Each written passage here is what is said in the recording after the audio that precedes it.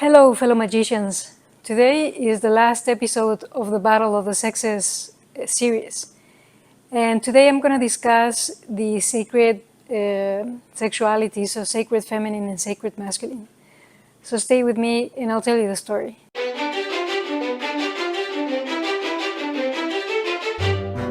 Life is a battle, and spirituality is the toolkit you need to survive it. Through my own personal experience, I will show you how to live spirituality on a daily basis. This is also the journal of the Aderamento Sustainable Community, an experiment on human evolution, seeking to create a different type of human society based on sacred principles. Hello, fellow magicians, and welcome back to the channel. So today I'm wearing my t-shirt, one of my t-shirts that has the print of Marilyn Monroe, and you'll see why in a moment.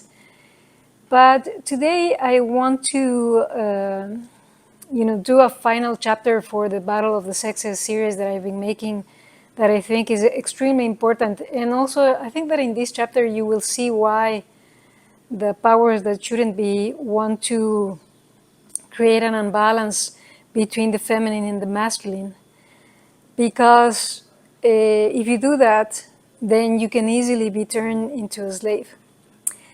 But today also I want to do two things. Make a disclaimer that what I share with you is based on my experience, my research, my reading of 20 plus years on these topics. But again, what I want to do is just to stimulate your mind. You are the one, as in the Matrix, I can show you the door, but you're the one that has to walk through, and there's a difference between being the one and knowing that you're the one and being the one. And I'm talking about the Matrix movie.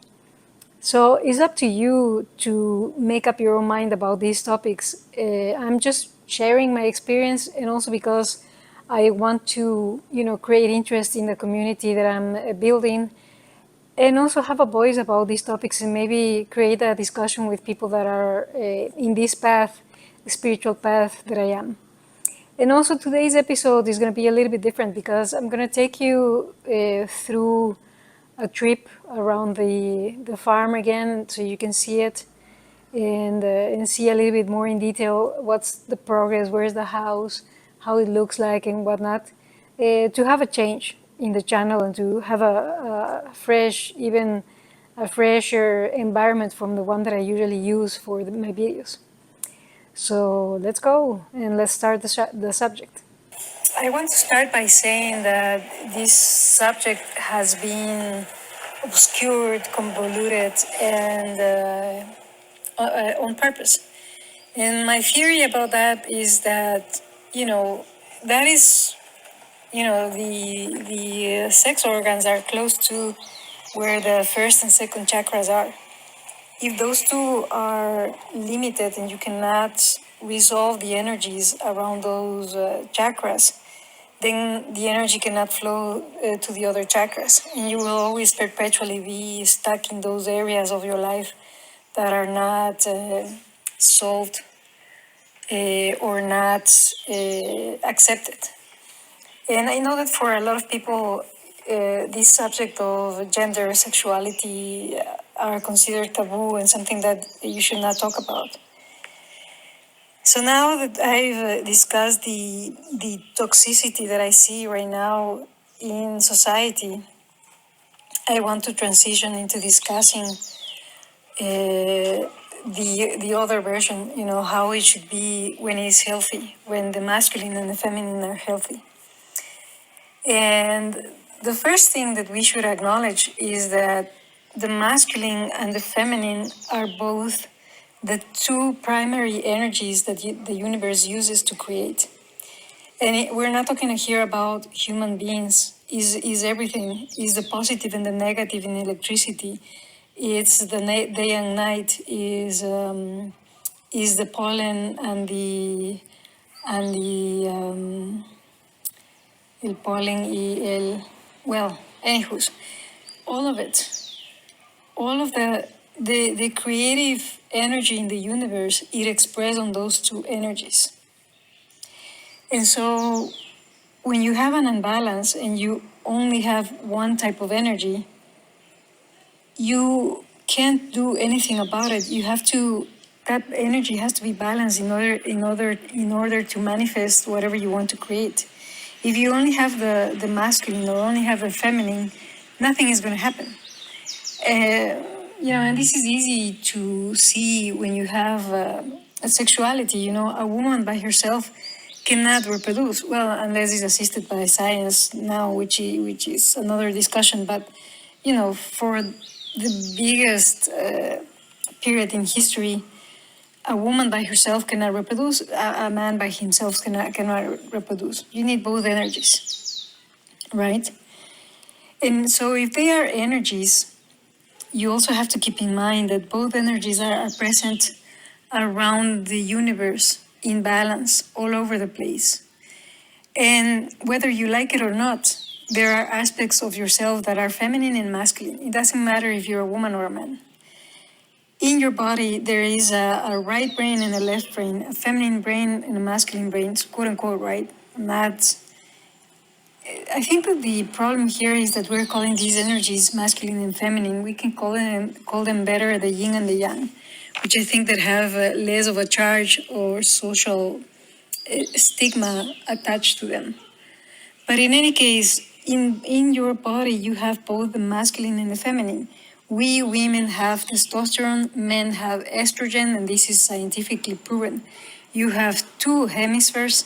One is the masculine, one is the feminine, and you cannot live in an unbalanced world where you can only operate in one side, nor is it correct to say that only one side of the brain has to be empowered or stimulated over the other one, because then you create a horrible imbalance. For example, if you only stimulate the left brain, which is the masculine, it is the logical, the scientific, the mathematical, all of these things, you eventually tend to start losing your empathy, for example, right? Because you're not in touch with your feminine side, with your emotions, with your creativity, with your artistic side, with the feminine side. And so you become really cold, and then you eventually become, I think, psychopathic, because then you don't care about emotions. You only care about things that are cold. You only care about science, about data. And the world is not that. The world is also the spiritual, the emotional, the sacred, the holistic, the artistic, all of these things. And so, and also keep in mind that we are eternal souls. If you believe in reincarnation, which I do, and as again, disclosure here, this is my personal experience of spirituality, and the summary of all the research and the knowledge that I have accumulated for the past, now I think 20 years of trying to understand all of these issues. It may be longer than that. So if you don't believe in reincarnation, is your prerogative. But there's a lot of evidence outside that proves that human beings are more than just the physical side. And this is especially proved in medicine. If you ask a doctor, and if they are truly honest about what they're saying, they know that, especially when you do transplants, and when you do, for example, transfusions, you are inserting the energy of another human being into the body of the subject, of the person that is sick or needs this intervention. When you do that, it means that energy is also transferred. So part of this person is going to be shared, or the energy of this person is going to be shared by another person. And so that's why the people that have suffered transplants or transfusions or things like that, start having interests that weren't theirs before the procedure, right? So that tells you that, you know, what we are in the physical is more than just a liver or the blood. Is something else.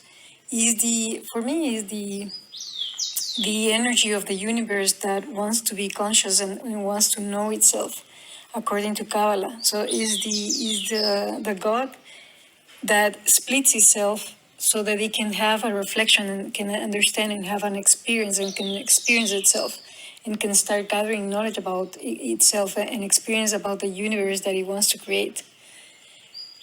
If you think about that, then the soul has incarnated in this lifetime, in this world, or maybe in other planets as well, probably hundreds, if not thousands of times.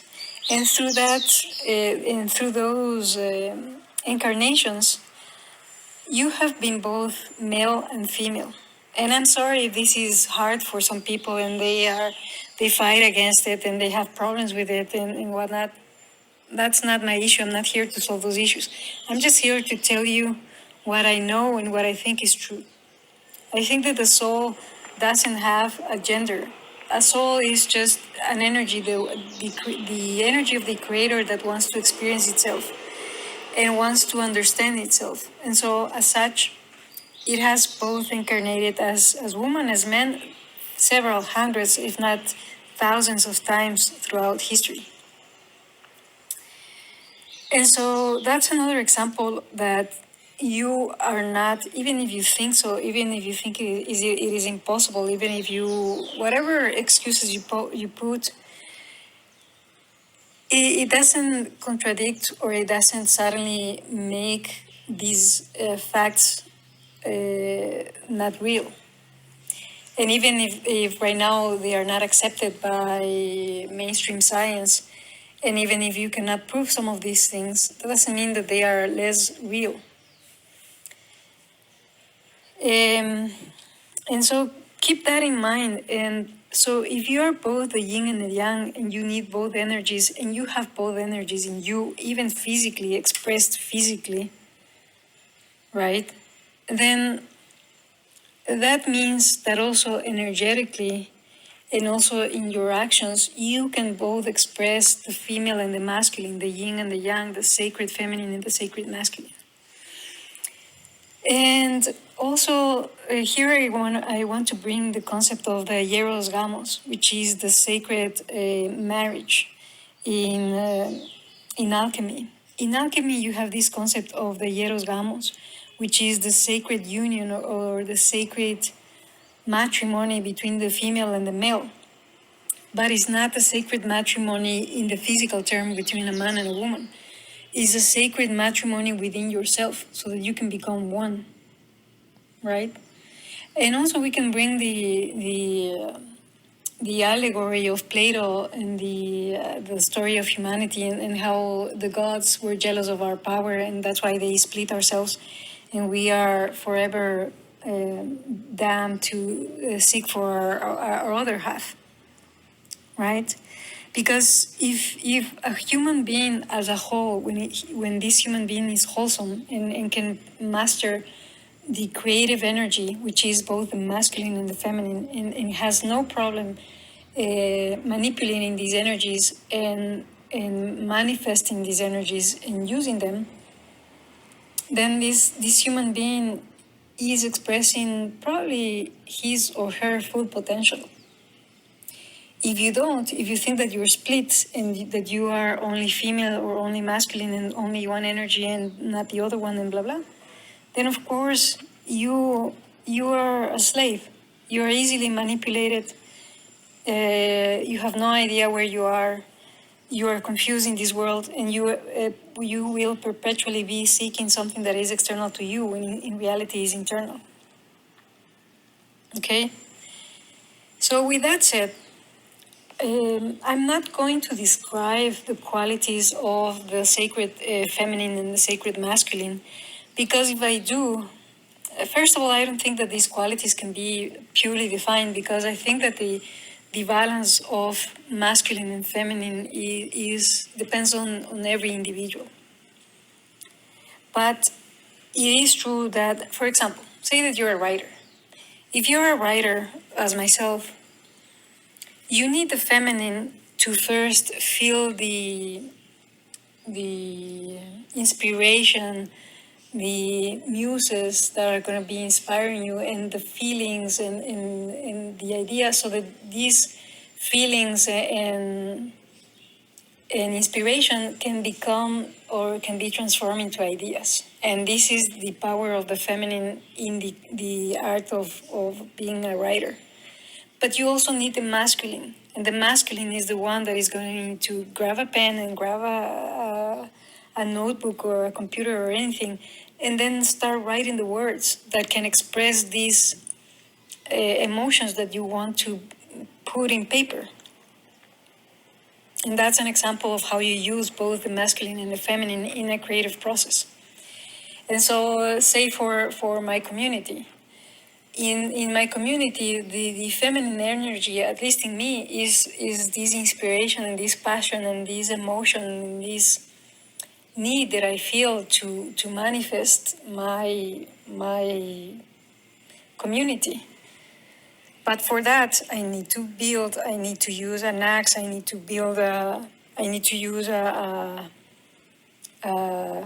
shovel or a tractor, or cut trees or weed or plant or do whatever it takes, right?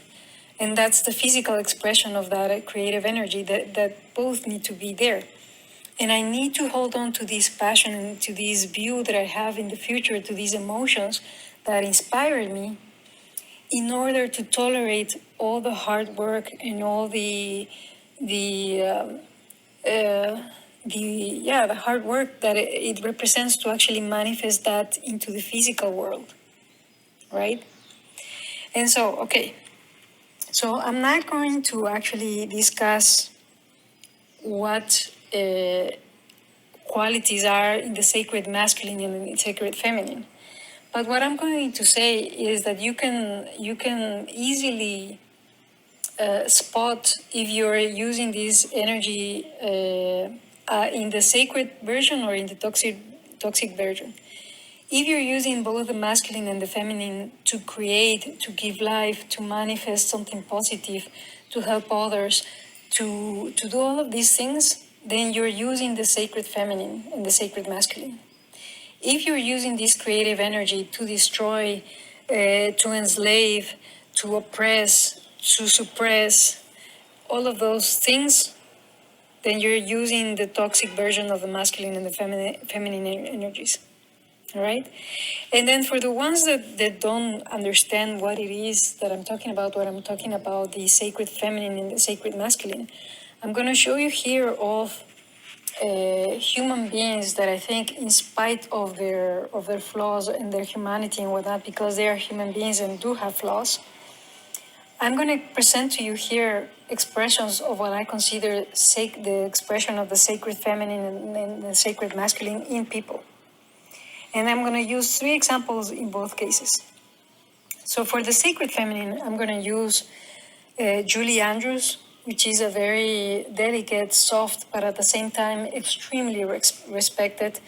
But this kindness that she has and this magic that she has in being so delicate and even so vulnerable is what makes her so powerful and such a respected person in the movies. And even outside of the movies, because the magic that she brought and she was able to express through her movies give us that sense of that there's magic in the world, that there's goodness in the world, that the world can be a better place if we actually do it, if we actually work for that. And then I'm going to use also Maria Felix as an expression of the sacred feminine, because Maria Felix, and in a way, she's kind of like a hybrid between the sacred feminine and sacred masculine, because Maria Felix was this very strong, powerful, assertive female But at the same time, she was very feminine. She was beautiful throughout her life. She inspired a lot of people, especially men, with, poetry, music, movies that were done for her, because just her presence and her beauty inspired these things in other people. And she was really powerful as well, because by the time when she was famous and she was an actress, women were not really respected a lot in movies, and at all, I would say, in history, but in any case.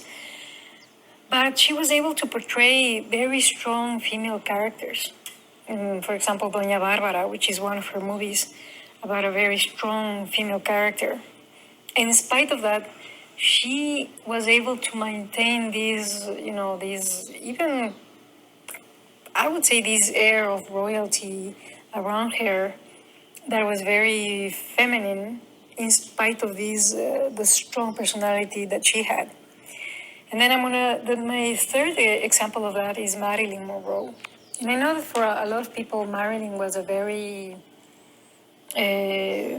complex and very injured human being because of the childhood that she had.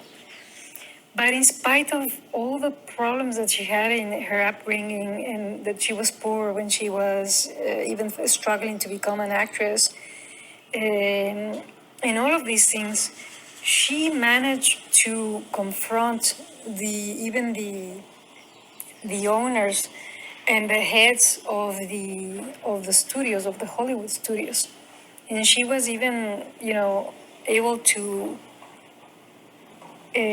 challenge them in a way that no actress has ever done that before. And in my mind, one of the things that she did, I think that she was the reason why 20th Century Fox didn't went bankrupt. You have to keep in mind that, and this is a true story, when Cleopatra was being filmed, the movie with Elizabeth Taylor, 20th Century Fox was investing a lot of money into that movie, and the movie took forever to be filmed because Elizabeth Taylor was really hard to work. And for that, what they did was they thought that they were going to bring the most bankable or the most profitable actor that they had on their roster. And that was Marilyn Monroe. And that was the reason why she was casted for the movie. I have to find the name of the movie, but in any case, because they wanted to use that movie to be able to save the studio. So at the time that Cleopatra was being filmed, I think that the only movie that was being filmed at the studios in Hollywood, in the 20th Century Fox studios, was the Marilyn Monroe movie, because a lot of people were fired. The studio was in a lot of problems and whatnot. Unfortunately, Marilyn couldn't finish that movie. But I would say that the other movies that Marilyn made was one of the reasons that the 20th Century Fox was able to make a lot of money. And they never recognized the value of Marilyn Monroe. But, in spite of this vulnerability on her appearing so delicate and whatnot, she was an extremely strong character that she fought against any odd and any probability and chances of her succeeding, and she made it to the point that she is relevant even to this day. And even to this day, there are movies and books and whatnot being made about her, because she has this aura of being something beyond human, I think. So let's go to the guys now. And as you see, I have a mixture of both, actresses in the English language and also in Spanish, because I use both languages so that people cannot say I can't relate to this person, or I don't know who this person is. All right? And so for the guys, I would say that the sacred masculine is really well expressed in, for example, Patrick Swayze. So Patrick Swayze, for me, he was a very masculine, strong muscular and very butch guy, but at the same time he was a dancer, and he did ballet. But in spite of that, he was also in sports and playing football, like the American football, and doing all these masculine things, with animals and the ranch and the farm and whatnot. But in spite of all of that, he was in touch of his feminine side by being extremely vulnerable and being able to be soft and sensitive and all the things that you need to be artistic and to express that emotions dancing. And he studied ballet, and for that he was bullied. But of course, because he was very strong, he was in a lot of fights, I think, and a lot of time he was challenged to prove his masculinity because of that. But for me, he's a very good expression of the balance between the feminine and the masculine. Unfortunately, and I think this is because of the toxic masculinity, he was very sensitive, and when his father died, he struggled with those emotions for a long time, and he even became an alcoholic because of that. And it was very hard for him to process those emotions, and this goes again to why society is promoting this idea that men shouldn't deal with emotions, because when they grow up they struggle with that issue of not being able to deal with emotions. A second example of the sacred masculine, I would say, is the singer Chayanne, for the Latin American audience. So Chayanne, for me, is a perfect example also of the sacred masculine, because even though he's surrounded by women and a lot of women find him extremely attractive, including myself, I would say that he's a gentleman. He's sensitive. He has been loyal to his wife all of his life, I think. I've never heard anything about him cheating or anything like that, although he has plenty of chances and potential for doing that. And he's a very good dancer. And for dancing, again, you need the softness and the being in touch with your emotions, so with the feminine. But he's still, he's very strong, very masculine in his ways. And that's why I think he's so sexy for a lot of women, because he's both. He's in a very strong expression of masculinity, but he's also in touch with his feminine side. And the final example that I would use, maybe he's not so well known right now as an actor, because he's from a past era, I would say, which is Tom Selleck. Why am I choosing him? Because I think that in spite of him being in action films and also having this expression of being very rude and masculine and whatnot, and being also a big man, big and strong man, he's very soft and very sweet, and he's able to laugh about himself, and he has been in comedies that are really, really wonderful, that I recommend watching. There was one where he and three other guys are become fathers, and that's hilarious. So, in spite of him being such a butch expression of masculinity, he can also be very soft, very gentle, and control the destructive power that he could have with the strength of his physicality. So yeah, that's my final chapter on the battle of the sexes. I hope that this has been valuable, and that I have been able at least to stimulate your mind into exploring these subjects, and to also analyzing what society is telling you, and the stigmas that society is telling you that are either masculine or feminine, and how distorted and sick these notions can be. So with that, I'm going to close this chapter here. Thank you very much, fellow magicians, for staying with me till the end of this chapter. I also want to make a request that you please subscribe to this channel and give it a like and share it with your friends, because that will help me grow and keep doing videos that are spiritual and that are meant to help other people. As usual, I'm looking for members to the community that I'm creating. If you're interested, I'm gonna leave the link to the community down in the description of this video. And as always, if you want me to expand on any of the topics that I touch here, please write a comment down below, and I'll see you in the next chapter.